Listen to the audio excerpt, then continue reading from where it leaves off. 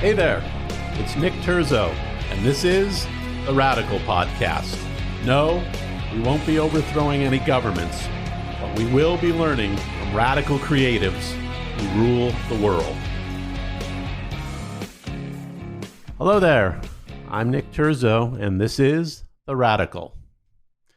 A gentle reminder, it would mean the world to me if, as a listener, you rated and reviewed this podcast.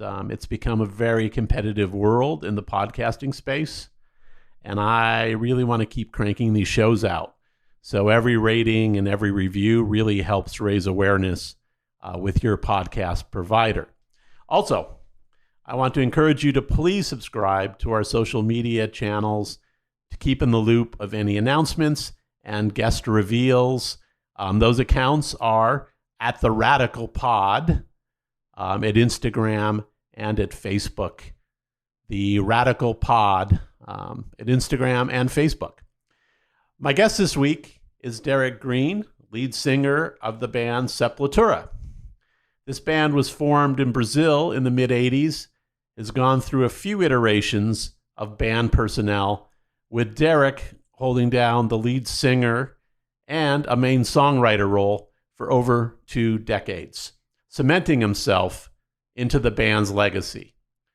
We chat about the competitive process to become an established band's lead singer, their new record, Quadra, and the continuing impact of Sepultura to many millions of fans, not only in South America, but worldwide.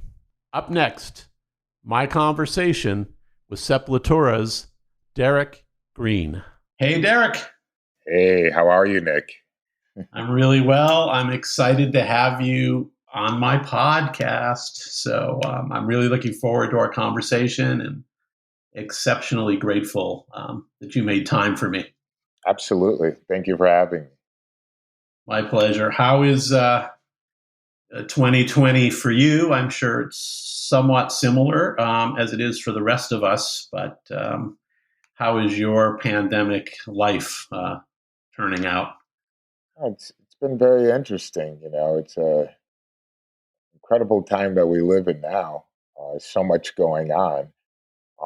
But for me, it's been, a lot of ups and downs.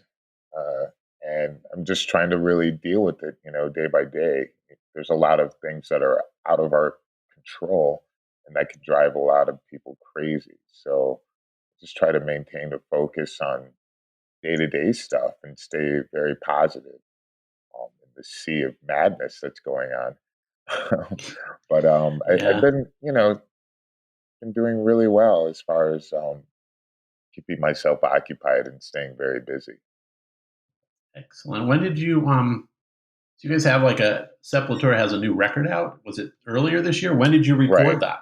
Well, we recorded everything in 2019 in Sweden in two places, Örebro, which is the interior of Sweden, and then Stockholm, where we recorded the drums. We recorded with Jens Bogren, a producer that we had previously used on our last album, Machine Messiah.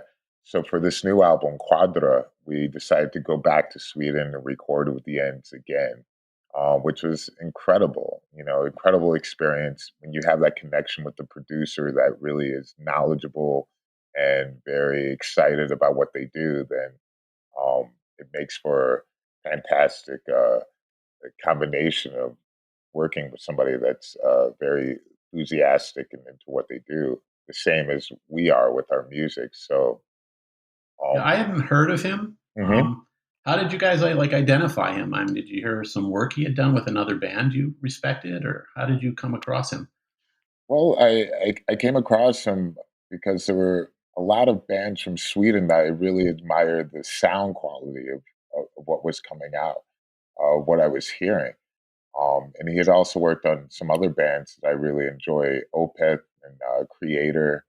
And so I felt that it would be great if Sepultura had this very clean sound as far as the sound that I felt that he was getting. And it's very modern in a way where it's not like any other stuff that I've been hearing. So I felt that since we had radically different productions on other albums, I thought it would be great to have a producer that's bringing something very unique to Sepultura. And so that happened just by reaching out to him, and having him available was really great for us. And since then, we've just had this really great connection, and we're very fortunate to be able to work together with him.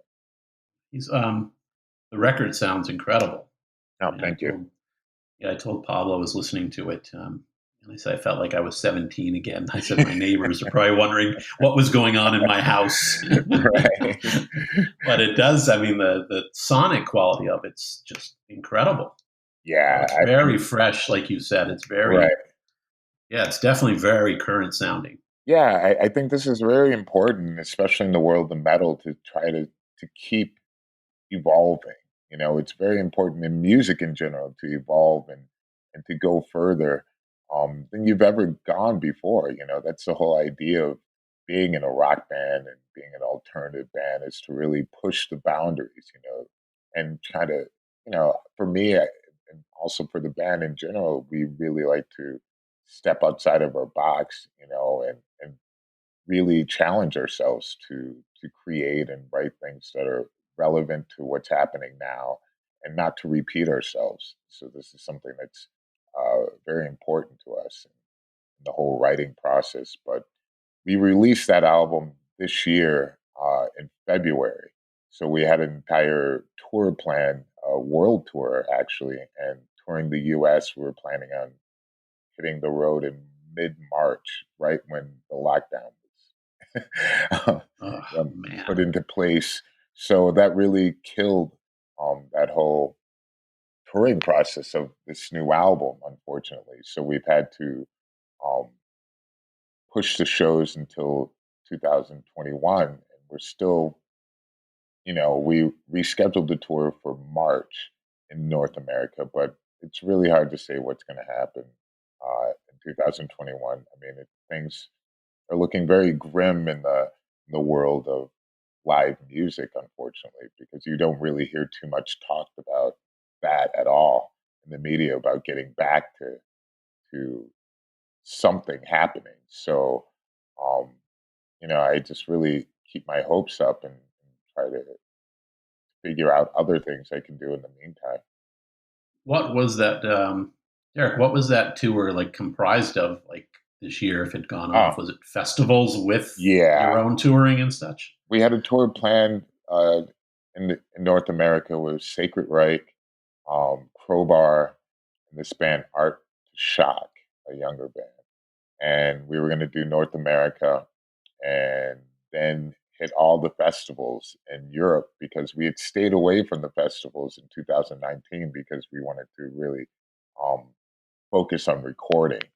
So we had, been building it up, for 2020 to really hit a lot of the major festivals in Europe, and then come back, and then come do a lot of shows in South America, then uh, Europe again, like on our own tour, and then just everywhere possible, Asia and Australia and that whole market, and back to the US again. And so, we just have to really push that forward and do this, because it's really exciting when you have a new album, and it's really important to play those songs live. So it's just bizarre. I've never, in the 20 some years of being in the band, I've never uh, had so much time off, from playing. Every summer, um, we were on tour, for the past 20 years. So it's really a big shift in lifestyle. Yeah, that's what's curious for you guys is it's almost like you'll have to relearn these songs Right, again. exactly. Like, Totally. I was just gonna say that, it's like have to practice and practice again, because we were practicing so much up until, we were getting ready to go on tour. And it's been, almost a year since we played these songs, so it will definitely be some serious practicing going on and getting acquainted with everything.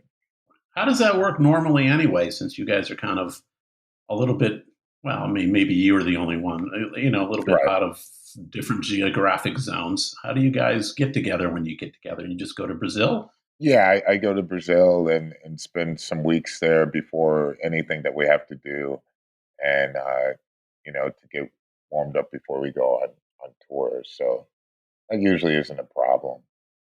And the writing process is easy enough Uh, nowadays to do, right? Without yeah, being together. I mean that was something that was new for this album. Since I was in LA, I was receiving a lot of the music here, um, bass and or actually guitar and drums, and then coming up with ideas. But normally we would be in the studio every day or the practice space every day, just coming up with ideas all together as a group. But it was interesting this time, it was really, I got to walk around with these songs, and really feel them out and get very comfortable with it and just really I have time to work it as far as coming up with like things I felt very comfortable with and then going back to everybody and say, hey, these are the ideas that I had. And a lot of it matched up with the ideas of like where Andreas was thinking maybe chorus or verse, was really without even speaking to him. It was just really a lot of things just matching up, which is really cool, because of so many years of playing together and writing music together. I think we have a better bond and connection of what direction that we're going when we are in that writing phase. So I think it worked out tremendously well, um, having that separation in a way, where we get to individually do our thing and then come rejoin as a group, kind of like Voltron. Well, you've had a lot of Voltron during your 23 years with the band, and I'm kind of curious about that. How you, I mean, is the current iteration of the band? How long has that been kind of intact now? So you guys are really in a groove together. Well, now we've been in this formation uh, for the past three albums. So this has been the longest that we've, as far as with this, before Igor left. This has been, the tightest formation and the longest that's been running. So with Jean Delabella, we did two albums, and so with Eloy now, this is the third. And it feels fantastic. We're doing. I think we've definitely evolved in so many ways. Having Eloy in the band, he brought like a whole different energy and light to the band, and so we're going through a whole different phase. I believe with Sepultura, where we're really at the top of our game. That's fantastic after all these years, and Yeah, it's. I mean, and for you, look, I mean, and I've had some firsthand experience. I was kind of involved with Alice in Chains' career. Um, when you have to do kind of a singer replacement, yeah, it's a tough, emotionally tough. It's tough on every level. So it's interesting that you have been able to kind of fit in and remain and really define. Kind of you own it now. But it had to be a very interesting start. oh yeah. I mean, definitely. There's still, it's it never really ends as far as fighting and struggling, within a band and keeping it alive. It's a lot of work and it's a lot of determination. You have to have very thick skin to really uh, keep going. And and I have to say, in this heavy metal action, fans are very loyal to things that they hear, initially and what they get accustomed to, and it's hard for them to break away from that idea. Um, but we've been able to fight through a lot of the challenges, and this has actually helped build our character and made us stronger in so many ways.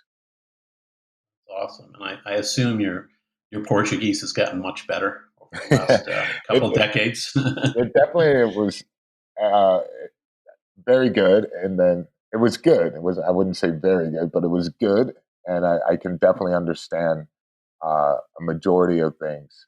Uh, all the time. I learned a lot of slang, which helped in a way where people felt that I was really from Sao Paulo until they got into a deep conversation. They're like, "Okay, now I hear you are not from here," and but But I love languages, so it was something for me to adapt another language is something that I always love to do. And um, being away now and living here in LA, I lost a lot of ability to speak, but I can, it's great once I'm back there. I can really jump right back in, and everything is great. But it was needed, you know, because I was living alone a lot of times when I was there.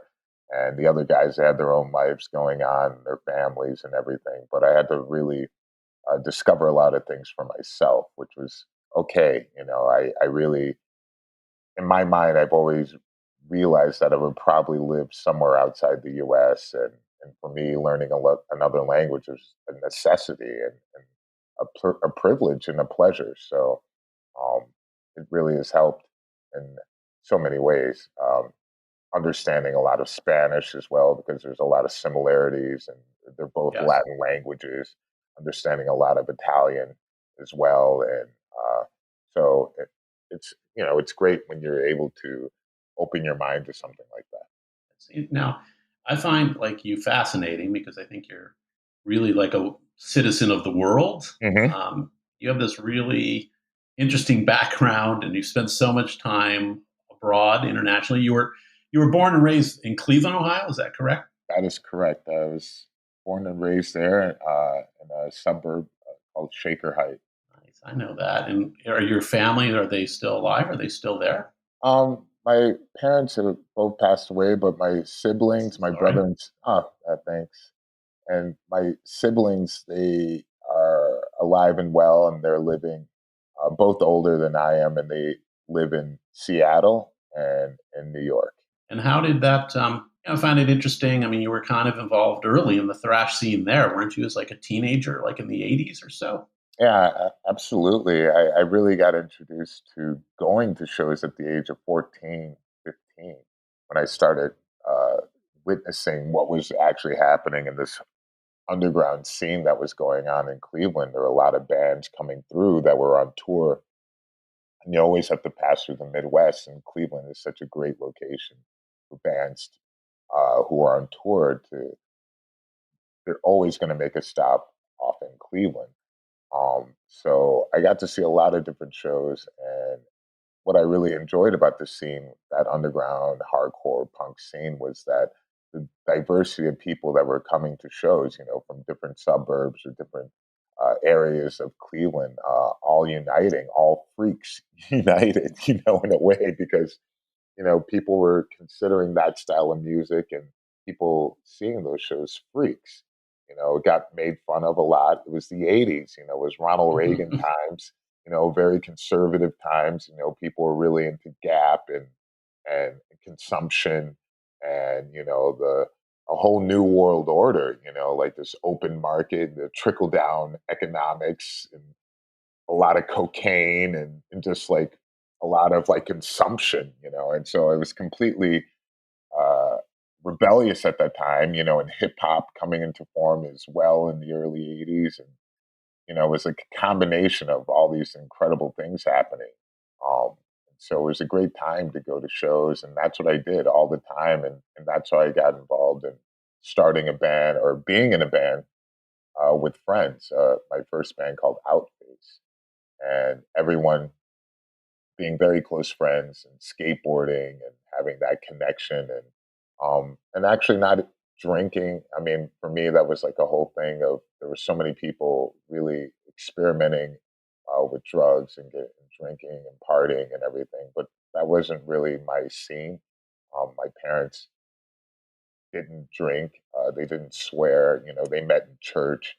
Um, they were religious, but weren't entirely super strict, but it was commendable because they weren't hypocrites in what they were preaching or saying.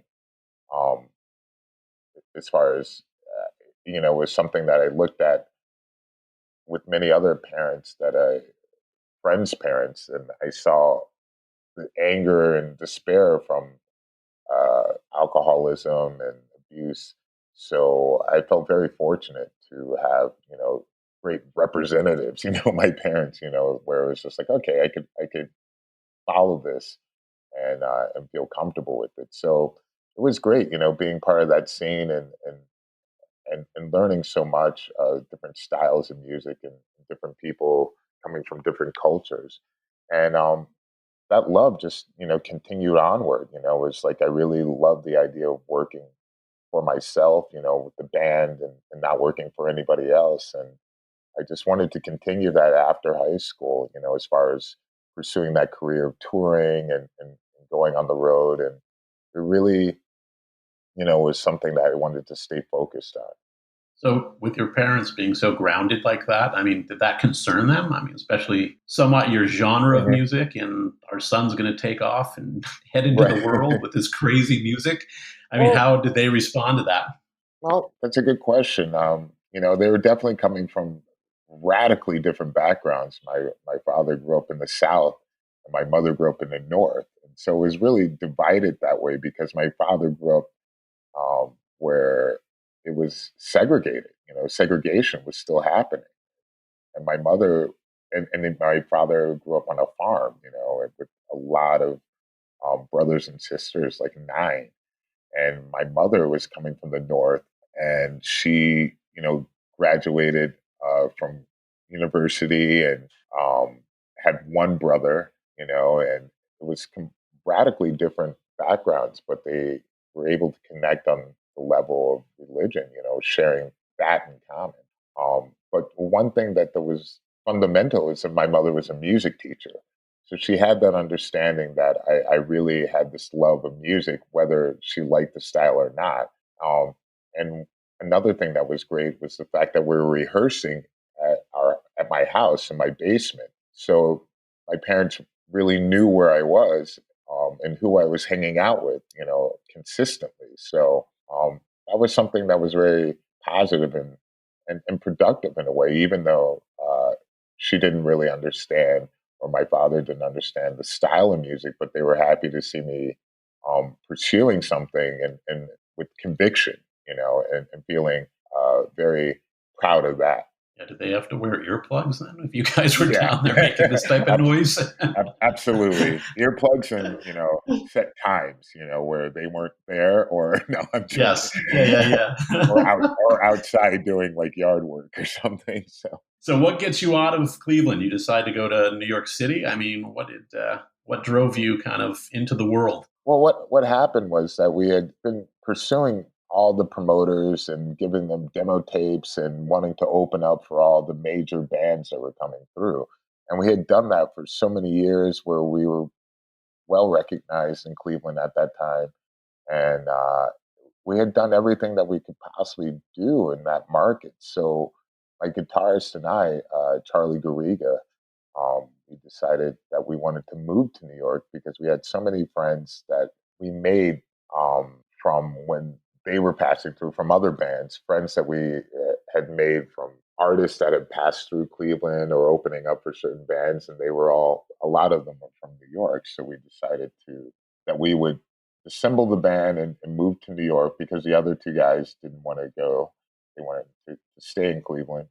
And so Charlie and I moved to New York, and we felt that we could find other musicians to jam with and start a whole new band. That's what we did. How long?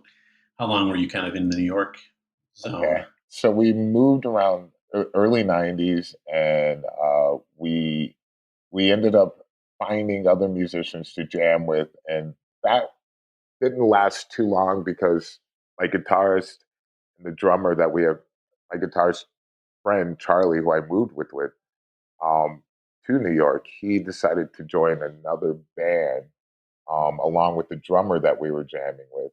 And so they started a band which was called Civ, and so I ended up having to find other musicians to play with, and I had decided like, hey, I need to pick up a guitar because the only way this is going to get done writing music is if I do it myself. So that was like a very difficult pursuit to do, a lot of it by myself, buying a 4 track and just really staying focused with wanting to make something happen, and finding a whole new band is really a lot of work. It's very, There to really is. find somebody, people who are feeling the same way that you are. And it was difficult, because I was used to being around people that I was friends with, you know, and then joining and then having a band. I was just really working hard to do that and stay uh, very aware of people that might have the same vision. Right? And were you trying? Was the goal to play the label game and get a record contract, or is that really not? Wasn't that Uh, valued? no, it was definitely valued then. That was still like how a lot of bands were able to continue, was having a label. I think for us, it was the goal was really to play out as much as possible, play as many shows. So I started this band called Alpha Jerk, and we were able to do a lot of shows in the area of New York. Not a lot, but as much as we could, which was very difficult. But we just stayed around the scene, talking to our friends and opening up for certain friends of ours, and it was difficult. It was like no money involved whatsoever, and just really producing as much as we could. So I somehow connected with the person from like the hardcore scene. I believe it was from either Florida or Chicago, um, and he decided that he would be able to put out Alpha Jerk, and so we did put that out like an EP, and um, on this independent label, and then I got a message from an A&R person from Roadrunner Records. His name was Mike Gitter, Yeah, I know and he had Mike. and so Mike had just started working at Roadrunner Records, and he came to me because he had heard Outface, my previous band from Cleveland. He had heard Alpha Jerk, the new band I was doing, so he kind of knew my background, and he suggested that I try out for Sepultura because their singer had left. And so I had no idea that the singer had left. I wasn't a huge fan of Sepultura. I was a fan of the music, but I wasn't fanatical. Um, I didn't know, the members of the band or anything like that, but I actually had a few albums. I had Arise and Chaos AD, which I enjoyed very much. And so he suggested that I try out. They had one song going around with no vocals on it, and whoever wanted to try out would have to lay down vocal tracks and lyrics um, to that instrumental song that they had.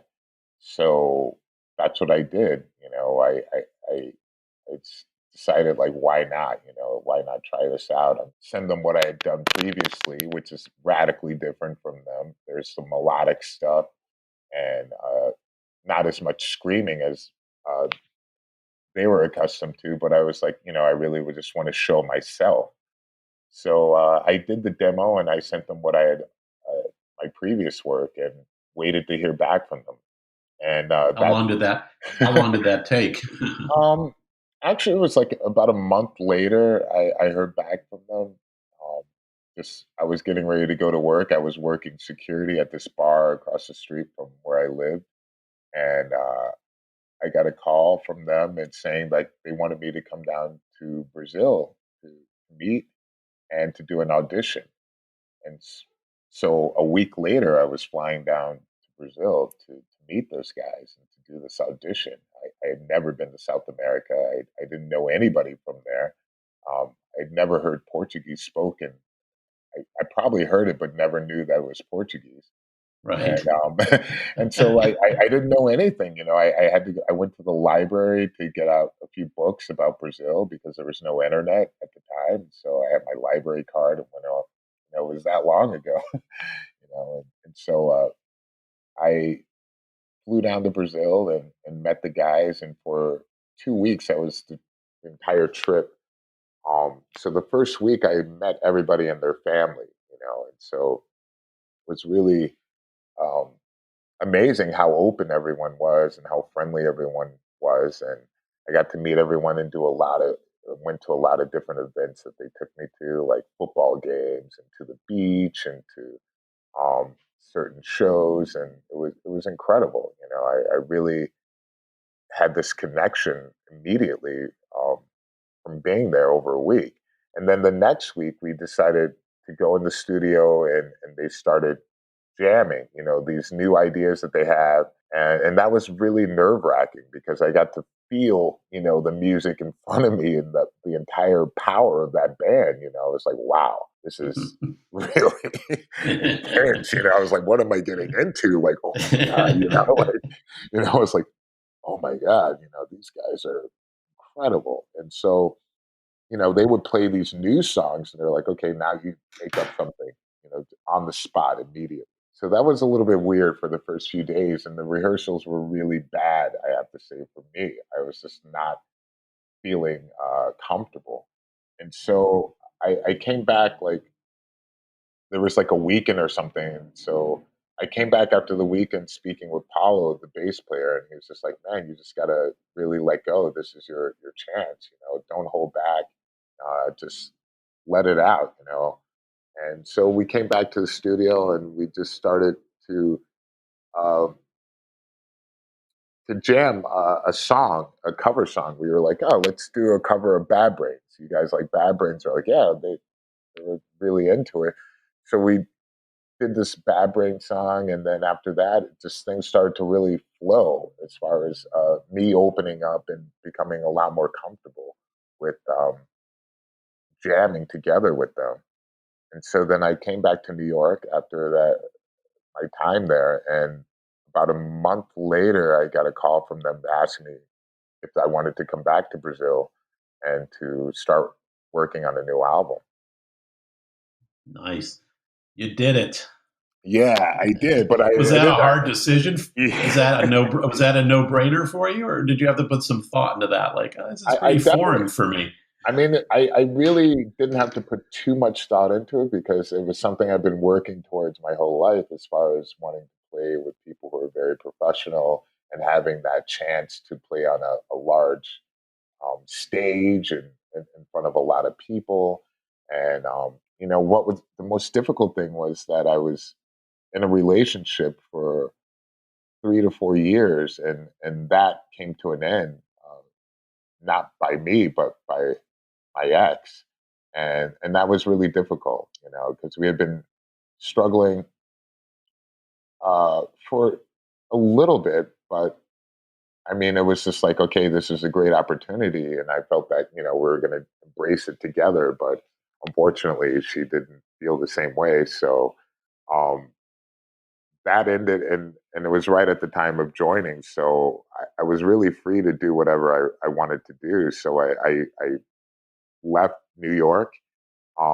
We did a promotional tour of the world, and while we were in Amsterdam, I really fell in love with that country, that city, the Netherlands, and so I had an opportunity to live there, and so I lived there for 2 years in Amsterdam.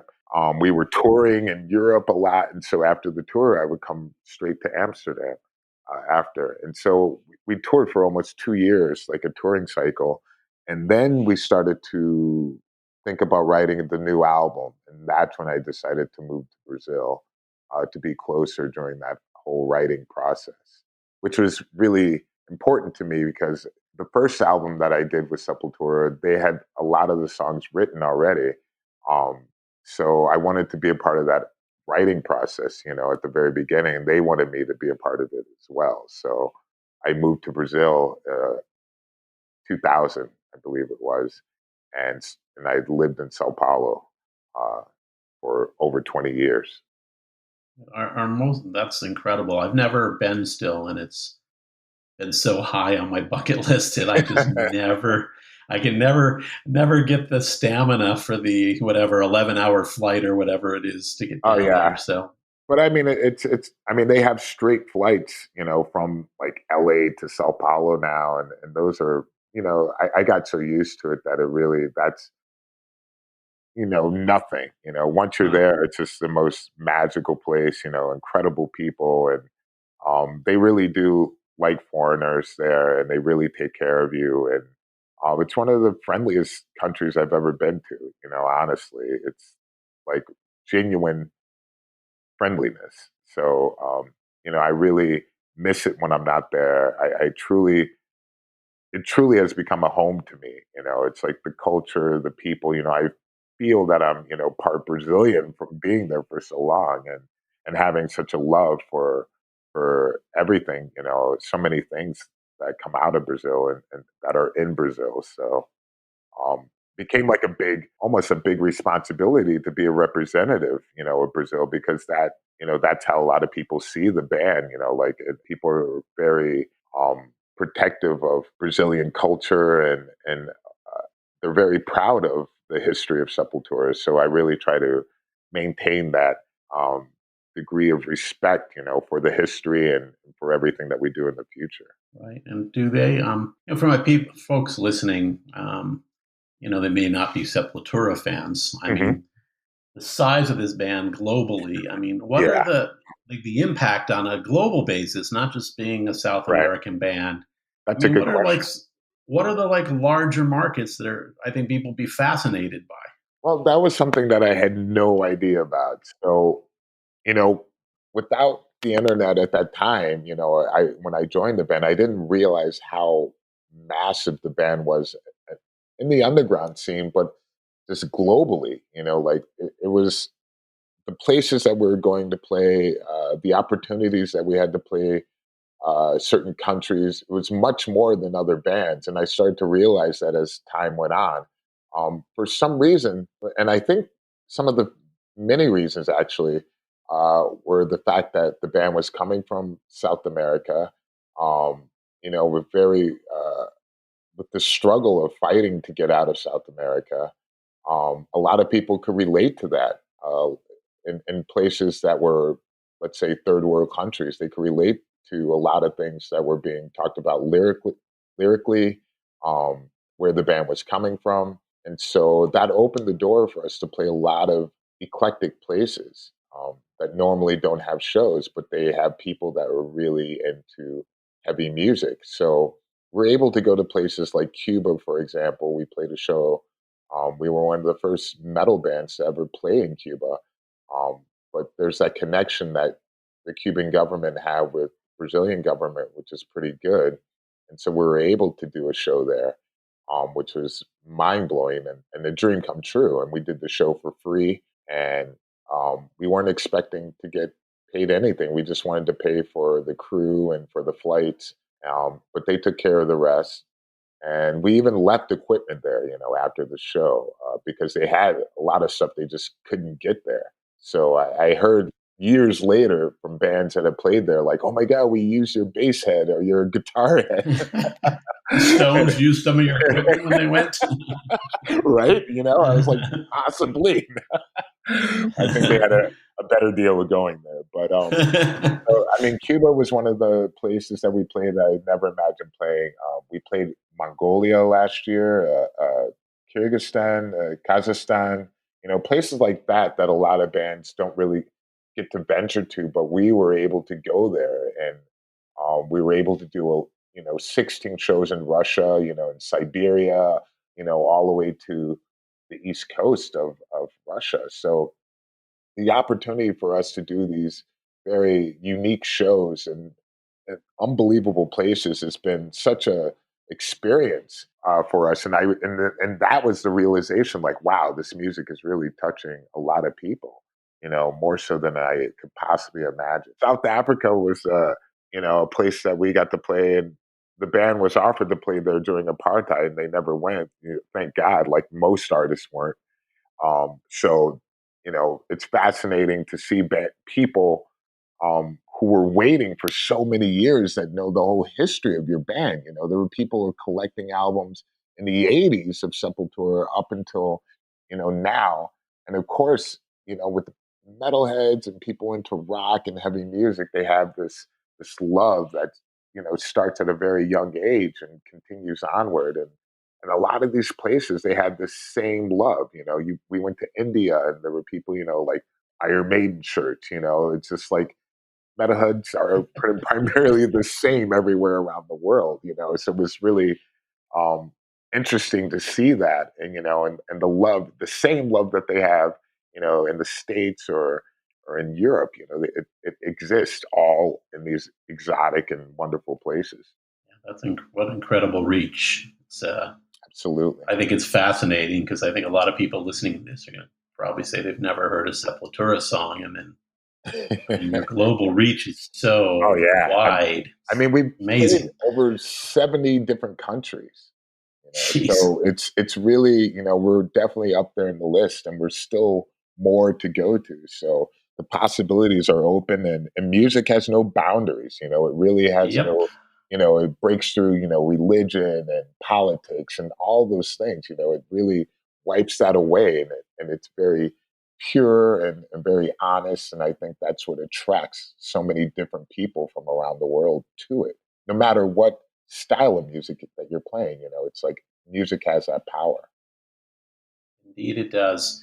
And you have um, certainly other interests. I'm kind of curious how they Absolutely. maybe come together with like your creativity and such. So, I mean, I know you're practicing vegan. Is that a Hmm. thing? A practicing vegan? That makes it sound so. Yeah, that sounds. I didn't even Makes it sound like. religious. What is I that? know. I don't even like to use the word vegan. I mean, I definitely prefer plant based like lifestyle. There you go. Yeah. Much better. Yes. I like Yeah. that much better. Yeah. Vegan tends to So, scare people, and there were so many radical people involved in the whole type of movement that I think got people terrified.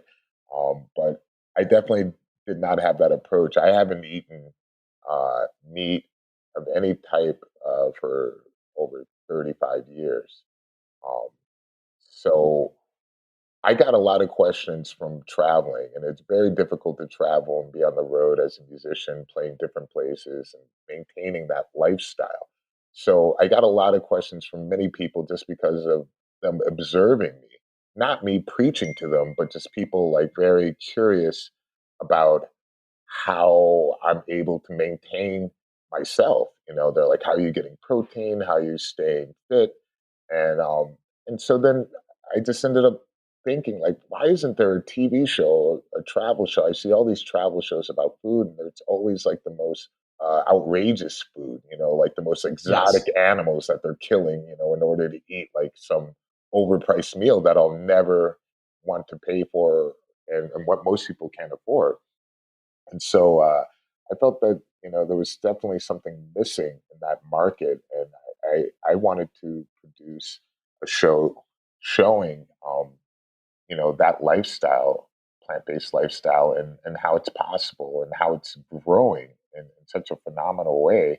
Um, and I wanted to break a lot of the stereotypes surrounding that whole idea of it and really bring truth and without forcing it down people's throats and having fun with it. So I teamed up with another touring musician who had the same ideas, and her name is Tanya O'Callahan, and she's the co-host of the show that we started called Highway to Hell. And so Where do people see that? Is it already out, or you guys are just producing them? Well, I'm going to tell you, Nick. Tell me, tell me. We are right now in the process where we have 8 episodes filmed already before the pandemic hit, and we're in the process of getting those sold. We're combining with an, a group, with a company that's going to help in selling this to a network. So very soon, we're trying to get this out there by fall. We're not sure which network that we're going to go with, but very soon we're literally like in that process now, of What's searching the out title of it again? That's awesome. Highway to Health. Well, geez, Yeah. what So a great title. oh yeah, and we're on social media so people can see the trailer there, Highway to Health, Okay. on YouTube and on Instagram, and the first we have we were able to go to places showing our where we came from. So we're able to go to um, my hometown in Cleveland. We're able to go to Tanya's hometown in Mullingar in Ireland, to show our background and how we got involved. And then we were able to go to some really crazy places, as far as like we went to Mexico, and we were filming Sea Shepherd, organization that's out to protect the oceans and wildlife. We were able to go on a cruise with Kiss, the Kiss cruise that Tanya was playing on, because Tanya actually plays with Steven Adler, the ex drummer from Guns N' Roses. And so she was performing on this Kiss cruise that was out in the Caribbean. So we went on that. We were able to film Were it you cutting nets there on the Kiss cruise? I mean, were you kind of leaning over? cutting nets on the Kiss cruise. We went on missions cutting nets to Sea Shepherd, but in Kiss cruise we were rocking out. Okay, But there's a that was lot. a good title. Oh yeah, definitely. But there's a lot of adventure, a lot of fun, and you'll see that not all the guests are vegan on the show, because the idea is to really reach out to people who aren't plant based.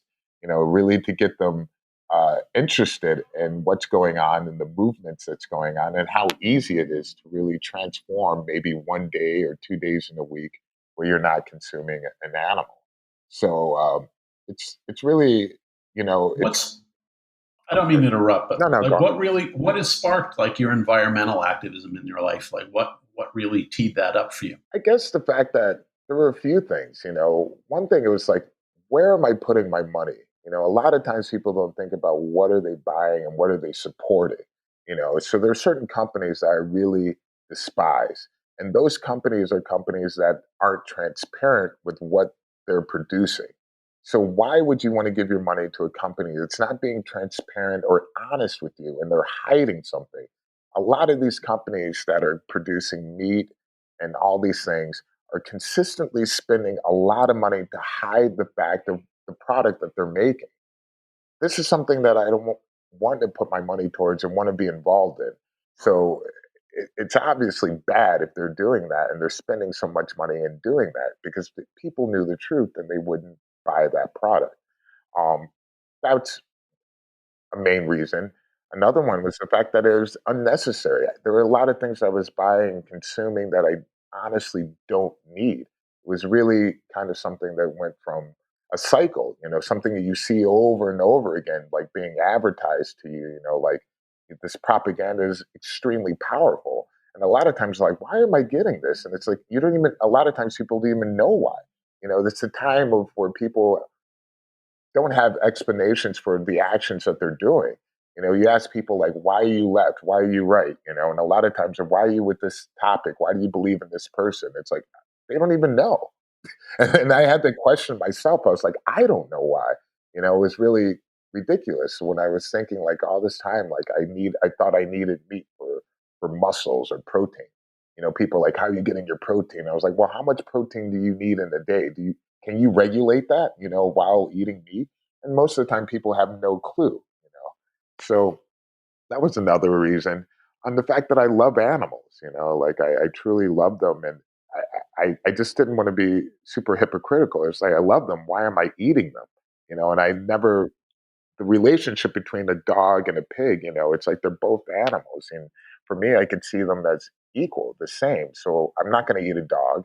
And I felt the same. Like I didn't want to eat a pig because I don't need to, and I live in a city where there's a lot of options that are out there. And once I started to discover all the different options and the lifestyle that exists surrounding that, I stopped using leather and those products, because those companies, again, are just not at your best interest. They're not at anybody's best interest, and they're actually the biggest destroyers of the world itself. So that was another thing, the pollution surrounding those companies that they're doing, and the fact that they just don't give a damn about this planet, about us, and why, I was just like, ah, it's aggravated with that. So I, there's like a list of many things, and health wise too. I looked at people, what they're eating. A lot of diseases and things that are happening now are due to the fact of what people are eating.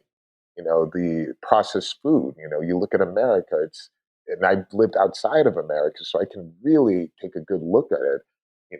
20 years of being outside and see the radical changes that have happened as far as a result of people's diet.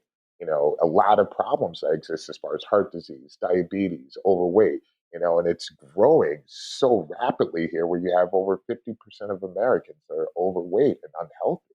And a lot of them now are dying badly here because of corona, because of these pre existing conditions. So this is all related to what we're eating, what we're putting in our body, where we're putting our money, so the list goes on. It's just like, you know, I just decided that I really needed this change, and it's done wonders for me, and on so many levels. Well, I have enormous respect for you because I sense you're a man of action and not just words. And, I think that's really meaningful right now. And Absolutely. you're I think by example is the best way to make a point. Like I have felt that the whole like bashing people and being very in their face, is not a good approach. Like I would turn me off and turn me away from anything. But I truly admire people where I see them, what they're talking about, putting those words into action. well, let's I know you have to go. I'm going to wrap Yeah. this up. All right, Nick.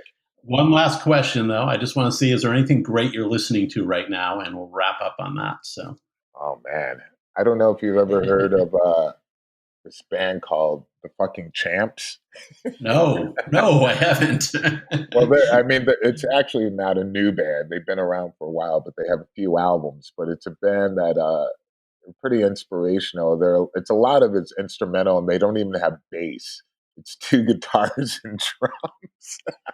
Wow. and it's really just I love riffs, and I love like math style rock. So this is one band that I always try to turn people on, and it was inspirational, I think, for a part of this new Sepultura phase that we're going through. I think it had an inspiration on Andreas, our guitarist. But it's a great band. I think they're underrated, but I will find them. it's a great name. You can't, the fucking Champs. You won't forget it. Yeah. Well, listen, thank you for doing the show. Everyone that's listening, Quadra is the new record. It's amazing. It's built in a few different sections, and it sounds remarkable. So please go and stream this. And hopefully next year, you'll be able to see the band live. Derrick, thanks for all you do. And I hope I can have you back sometime because I think there's a lot more to cover. Awesome, Nick. Thank you so much for having me. I appreciate it. Yes, sir. Stay healthy. All right. You too, man. All right. See you there. Well, that's our show this week. I hope you enjoyed it and maybe even learned a little something. To follow what's going on with this podcast, you can go to theradicalpod.com. Theradicalpod.com. You'll find show notes and past episodes, and even a little swag there if you want a t-shirt or a hat. Also, I would be honored if you'd subscribe at Apple or Spotify or wherever you get your podcasts. Till next week.